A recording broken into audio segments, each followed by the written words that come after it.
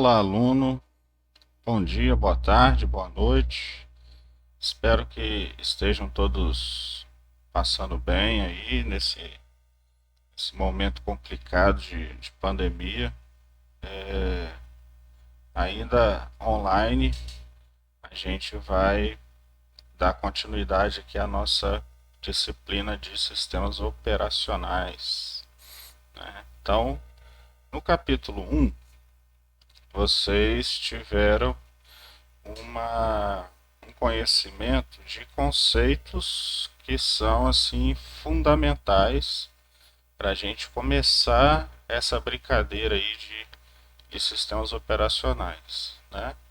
Então vocês puderam fazer algumas atividades lá no AVA. Eu já percebi que alguns de vocês já começaram a fazer, né? Mas ainda tem prazo aí para continuar. E espero que até aquele prazo lá vocês consigam apresentar aquelas tarefas lá que a gente está pedindo. O capítulo 2 do livro do Machado e do Maia, ele vai trazer para a gente alguns conceitos de hardware e software, né?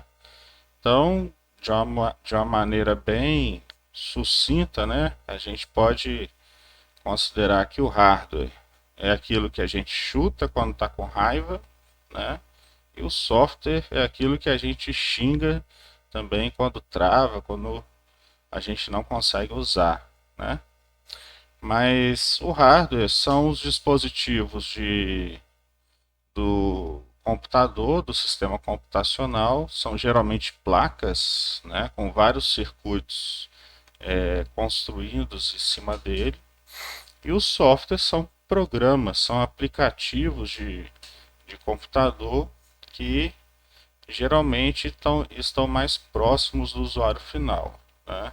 A gente viu a diferença de aplicativos utilitários, mas software é toda a parte lógica que vai funcionar sobre o hardware do computador, né? Sobre essas placas de circuitos digitais que vão se misturar, né? Se autoajudar e vão conseguir executar funções a partir disso aí, tá?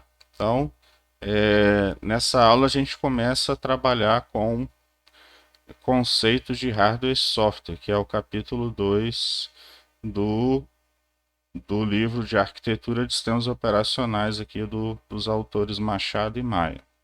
Novamente, eu vou estar usando aqui, como vocês podem perceber, os slides dos próprios autores, né? Que eles já fornecem isso para nós, professores. Então, o que a gente vai ver nesse capítulo está nesse sumário, né? A parte de hardware, o que a gente vai ver dentro de hardware? Processador, memória principal, cache, já vi pessoas falando cachê também, memória secundária, dispositivos de entrada e saída, ou I/O, né? Entrada input, e o O de O, né? De output. Barramento, pipeline, arquiteturas RISC e CISC e análise de desempenho. Na parte de software, nós vamos ver tradutor, interpretador, linker, né? O loader, depurador, interpretador de comandos e linguagem de controle. Ativação e desativação do sistema, que a gente costuma também chamar de boot do sistema, né? A gente ouve muito, muito especialista aí, que às vezes trabalha com formatação de máquina, né? Ah, vou precisar dar o boot no sistema. Então, boot praticamente é você reiniciar o seu sistema operacional, né? O seu sistema, o seu computador, o seu celular, o que for. Então, esses aqui são os assuntos que a gente vai abordar nesse capítulo 2, tá? Mas para essa aula de hoje, que a gente está gravando aqui para vocês, nós vamos até dispositivo de entrada e saída, tá? Nessa primeira parte. Então, a gente ver aqui nesse slide 3 a estrutura básica de um sistema computacional, né? Então, cada elemento desse aqui, que está nessa cor meio acinzentada aqui, a gente considera isso como unidade funcional, né? Então, nós temos a unidade funcional processador, que a gente chama também de UCP, que é a sigla, memória principal, né? Que esse retângulo, a gente vai geralmente representar como se fosse um retângulo na vertical, né? E embaixo aqui a gente tem essa elipse que está representando aqui para a gente os dispositivos de entrada e saída, tá? Então, esse modelo aqui de computador, ele já é bem antigo, né?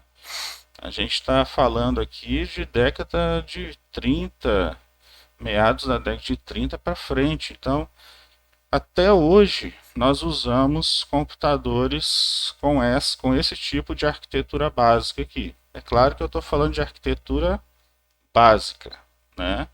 Ou vai mudar uma ou outra coisa de um sistema computacional para outro, mas o básico é isso aqui, são esses componentes, tá?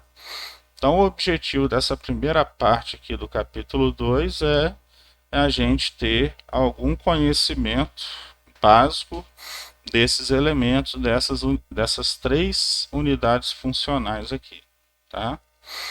Então, basicamente, nós temos o que? Primeiro, o processador, né? Aqui eu levanto só uma curiosidade, né? Que tem muita gente que fala, a minha CPU deu problema, né? Vou levar a minha CPU para consertar. Mas isso não é correto, né? Porque a CPU, e aqui está em português, né? A sigla, por isso que está o CP. A CPU não é aquele gabinete que a gente vê, né? A CPU, na verdade, é o processador.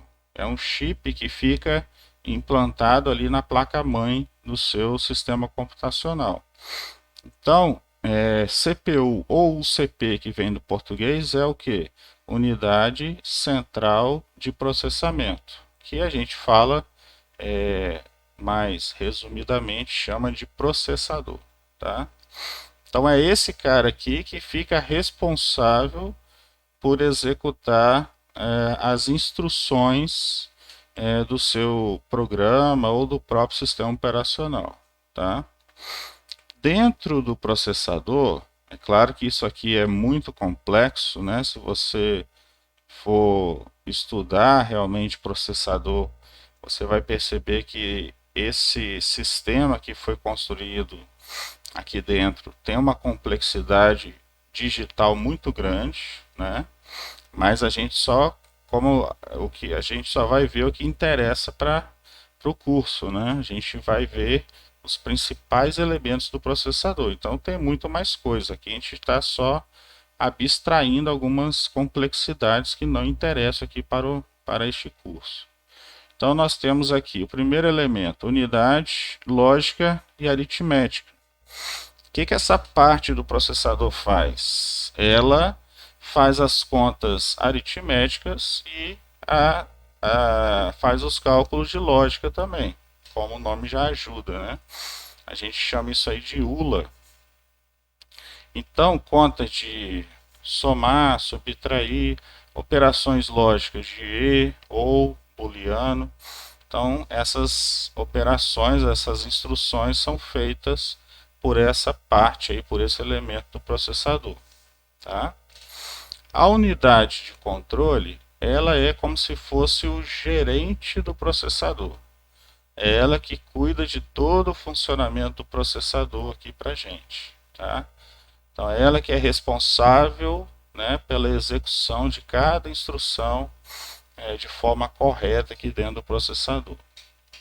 E nós temos aqui abaixo os registradores, tá?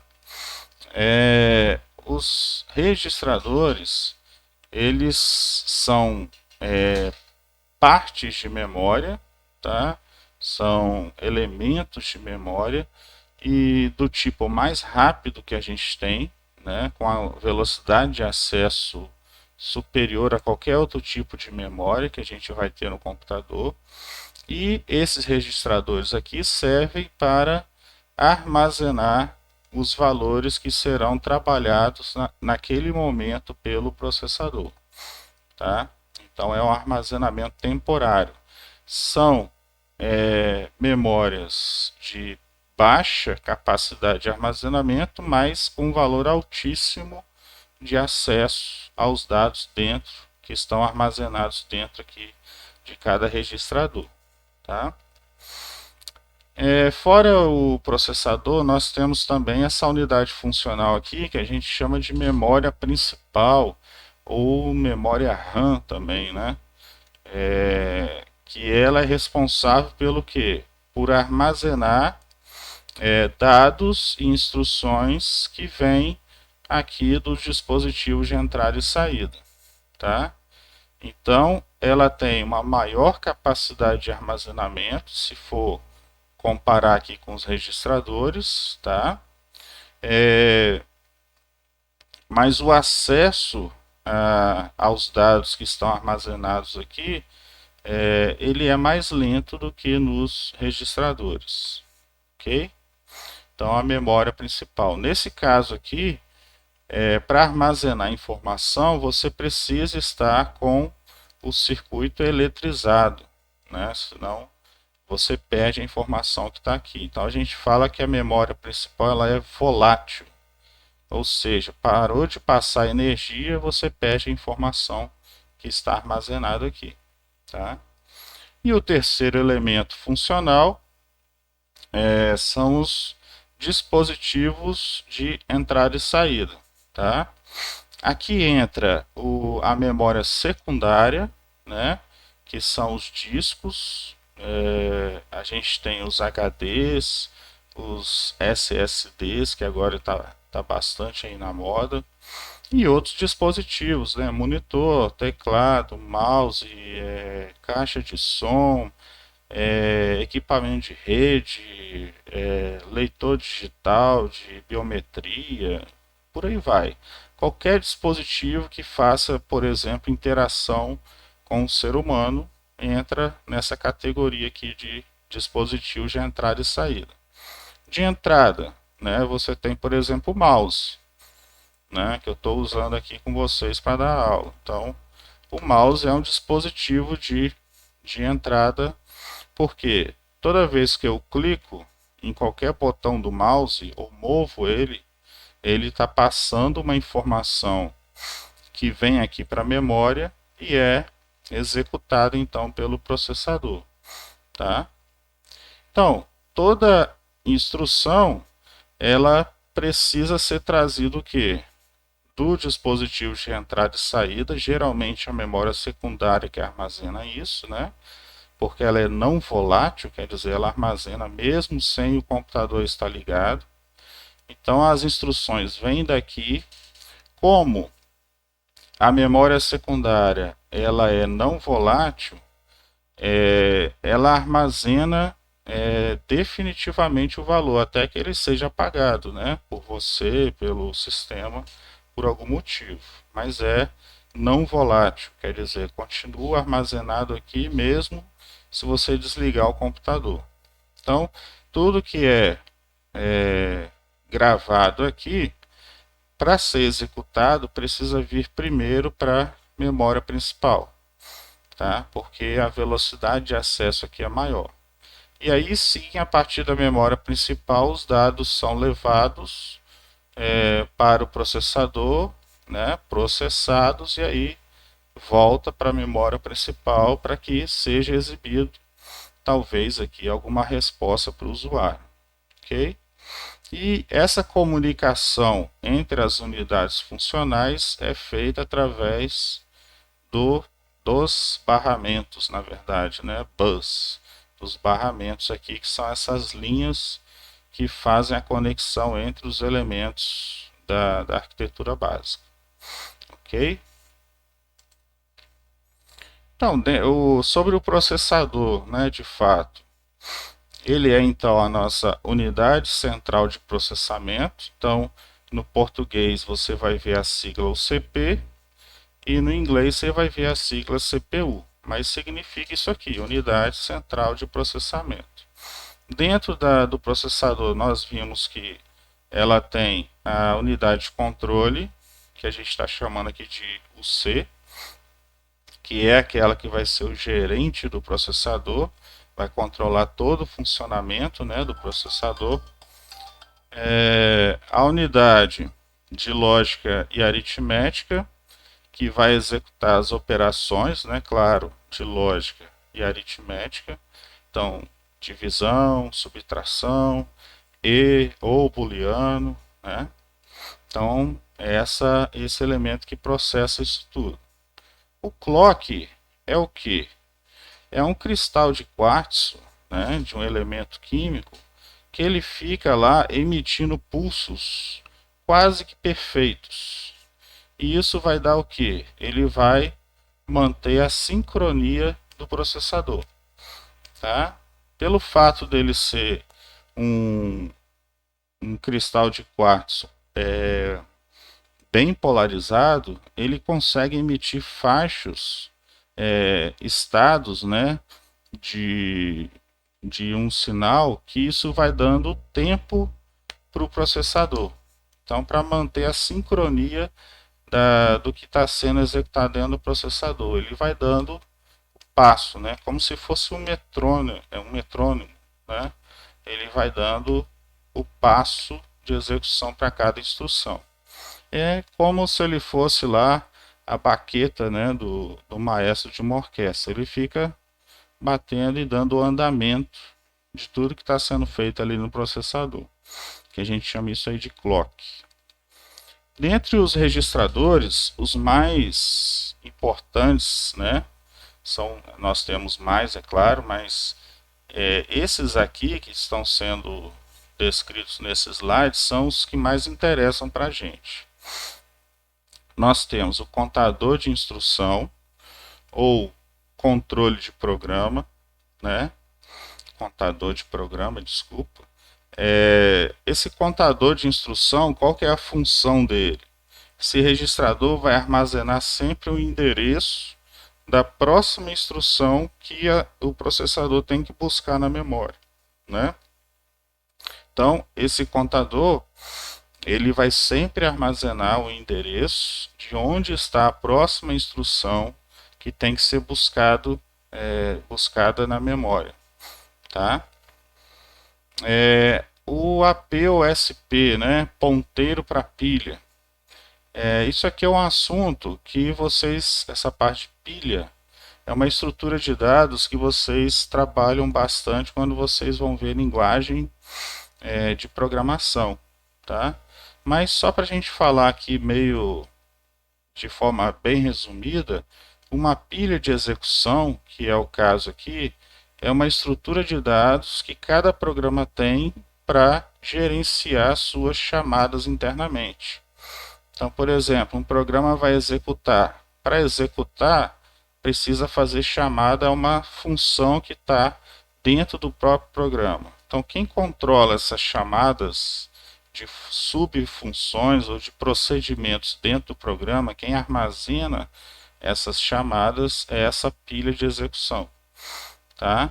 Então, como essa estrutura fica na memória principal e é usada o tempo todo, então os fabricantes lá de hardware resolveram colocar um registrador específico para armazenar o endereço, né, o ponteiro para o início dessa estrutura, já que ela é bastante usada na hora de executar qualquer programa. Tá? E o terceiro e último registrador que a gente vai ver é o registrador de status, que é o PSW. Ok? Esse cara aqui ele vai indicar como está o funcionamento da CPU, né? A CPU teve que se auto-interromper porque uma instrução que ela tentou executar deu erro, deu overflow, por exemplo, né? Estouro de memória, é um endereço que não existe ou que não pertence àquele programa. Então, esse status vai armazenar essa questão. Ah, o processador está executando no modo kernel, né? O que isso significa? Modo kernel significa o quê? Que vai executar instruções privilegiadas, né? Então, executa instruções privilegiadas, quer dizer, o processador está naquele momento executando uma instrução privilegiada, ou seja, está naquele momento, no modo kernel, modo núcleo do sistema. Não, agora ele está executando uma instrução comum, está fazendo uma soma lá de dois valores. Então ele está no modo usuário, está no modo de instruções que não são privilegiadas. Então quem controla isso, e é uma forma até de proteger o processador, é esse registrador de status aqui. Quem vai escrever nele as informações necessárias é o sistema operacional. É o sistema operacional que controla, que vai controlar esse cara aqui. Aqui nós temos a figura da memória principal, né? A gente está vendo aqui a memória principal que tem 64 KB. Quer dizer, é um caso que a gente não tem hoje, né? Mas é só para a gente ter uma noção. Então, o que é a memória principal? É um conjunto de células que são aqui, no caso, parece que ficam até empilhadas, né, uma em cima da outra, mas é por causa da visão vertical que a gente está tendo. E cada célula dessa tem um endereço, né? É como se fosse o CEP da rua, né? Eu quero chegar na rua tal. Então eu posso usar o CEP, né? Aquele conjunto de valores lá para indicar o endereço. É a mesma coisa aqui. Cada célula dessa tem um endereço. E esse endereço é único, né? E cada célula dessa aqui consegue armazenar uma instrução ou algum dado. Por exemplo, armazenar o valor 7. É claro que não vem o 7 decimal aqui, vem o 7 binário, né? Porque a linguagem aqui é binária. Ou vai armazenar o código de uma instrução que vai ter que ser executada no processador, né? Então essas células aqui armazenam instruções ou dados, né?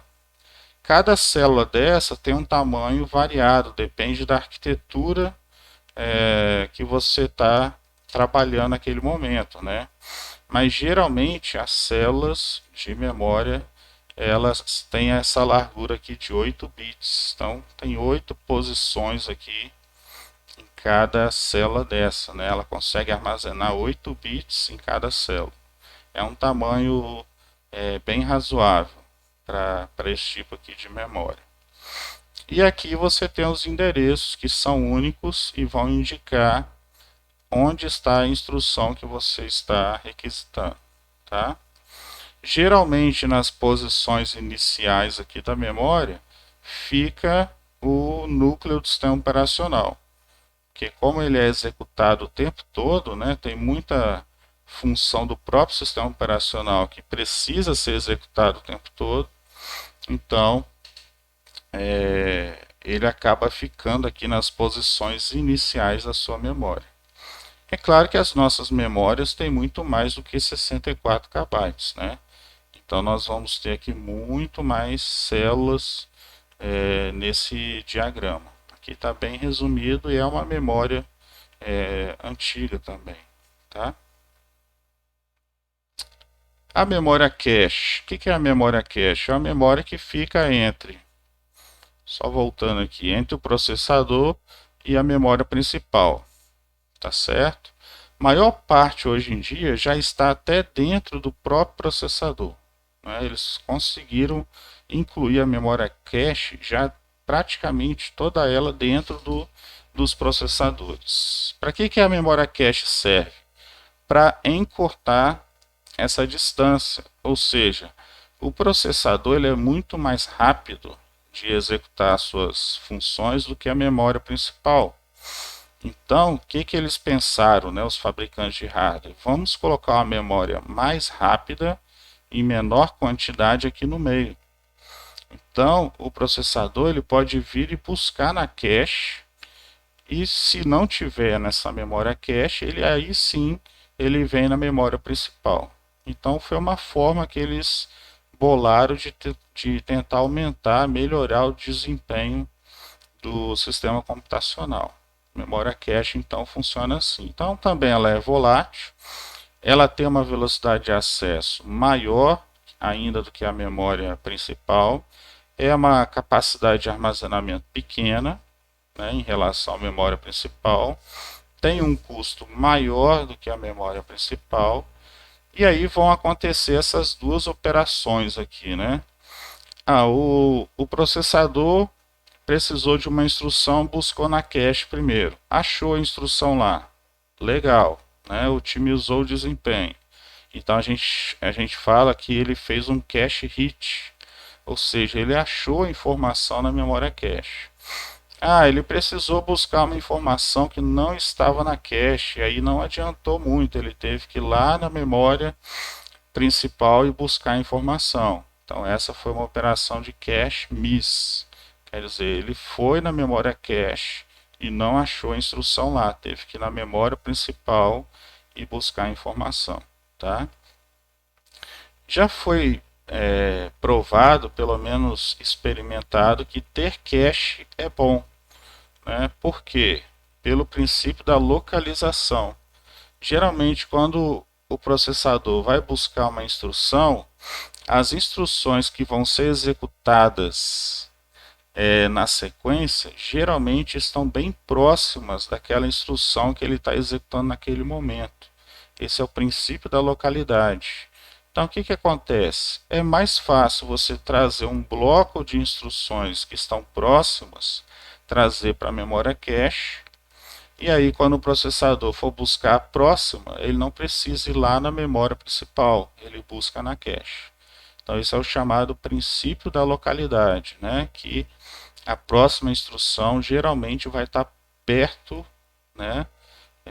Vai estar no endereço próximo da instrução que está sendo executada naquele momento. Então essa aqui é uma figura clássica, né?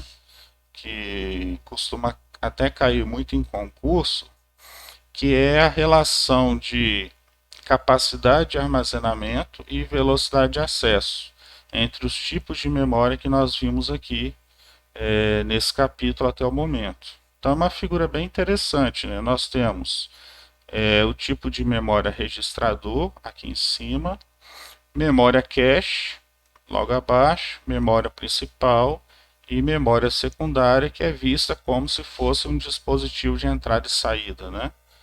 Então aqui o tamanho de cada retângulo indica o espaço de armazenamento. Então, quanto mais para baixo, aqui nesse diagrama, mais espaço de armazenamento eu vou ter, tá? Então, memória secundária hoje, facilmente a gente está falando de terabytes, né? A gente está falando de trilhões de bytes. Memória principal, a gente está falando aí em torno de gigabytes, né? Memória cache, geralmente megabytes, ok? Megabytes e kbytes também. E registrador é um pouco menor que a memória cache, tá? Então, quanto mais para baixo, maior capacidade de armazenamento, quanto mais para cima no diagrama, maior custo, né? Quer dizer, o hardware é mais complexo, então tem um custo maior, e maior velocidade de acesso. Quer dizer, é muito mais rápido você buscar um dado no registrador do que buscar um dado na memória secundária, mesmo que a memória secundária seja um SSD. Tá? Eu não vou tratar disso aqui, mas seria importante vocês darem uma pesquisada entre HD e SSD para vocês entenderem a diferença. A tendência que a gente vê é que essas duas memórias aqui, principal e secundária, cheguem cada vez mais próximo de uma velocidade de acesso similar, né? É uma tendência que existe hoje. E só uma coisa aqui sobre cache que eu esqueci de falar, que nós geralmente, hoje em dia, temos 3 níveis de cache: L1, L2, L3. Então, quando você vai comprar, por exemplo, um processador, ele fala lá na especificação dele, memória L1 tanto, memória cache L2 tanto, memória cache nível 3 tanto. Então isso é importante, porque se você tem 3 níveis de cache, o que vai acontecer? Vamos voltar aqui para esse slide. É como se fosse assim, falando bem resumidamente. A cache de nível 1 está muito próximo do processador. Tá? Cache de nível 2 está um pouco menos próximo. E cache nível 3 está um pouco menos próximo do que a cache nível 2. Então o que o processador faz? Busca primeiro a informação na cache L1. Não está na L1, busca na L2. Não está na L2, busca na L3. Não está na L3, aí não tem como, tem que ir lá na memória principal. Tá? Então, geralmente, quando você vai da L1 para L3, você está ganhando em capacidade de armazenamento. Né? O que acontece hoje? Que a maioria desses níveis de cache já estão praticamente todos esses níveis estão dentro do processador.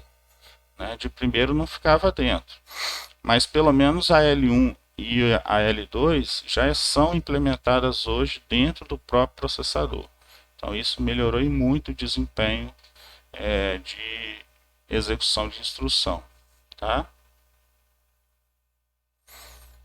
E aqui o último slide que a gente vai ver nessa primeira parte do capítulo 2, nós vamos ver os dispositivos de entrada e saída. Só que isso aqui é uma coisa que a gente tem contato, né? Então a gente tem uma interação direta com eles, é mais fácil da gente enxergar algumas coisas. Então nós temos aí basicamente duas categorias, né, de dispositivos de entrada e saída. Nós temos a memória secundária, que geralmente são os discos e as fitas magnéticas. Fita magnética a gente quase não usa hoje em dia. Algumas empresas ainda usam para backup, né? Mas a gente praticamente não tem isso mais. E nós temos aí discos HD, SSD e tem o disco externo também que você compra, né? São aquelas caixinhas pretas que você pluga na sua máquina através de USB geralmente, né? Então aquilo ali também é considerado memória secundária.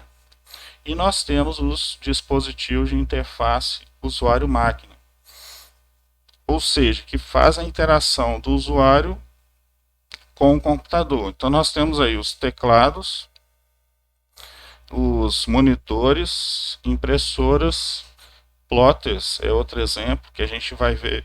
Plotters muito em escritório de arquitetura, nessas empresas aí que fazem xerox, né, especializado, fazem cópias especializadas, são impressoras maiores e mais complexas, né? E temos outros dispositivos, isso aí aumenta todo dia, né? Nós temos, por exemplo, o caso do monitor, né? O monitor de primeiro era considerado só um dispositivo de saída. Hoje em dia ele já pode ser um dispositivo tanto de entrada quanto saída. Quer dizer, você pode usar o touch, né, os dedos, para ir lá e passar alguma informação para o computador no próprio monitor. E ao mesmo tempo ele te mostra informação, né? Então ele é considerado ao mesmo tempo aí, pode ser considerado um dispositivo de entrada ou saída, tá certo? Então a gente termina essa primeira aula do capítulo 2 nesse slide, né? Nós temos lá no AVA já atividade para você fazer. Dei uma lida também nos materiais lá de apoio que a gente colocou nos vídeos, né?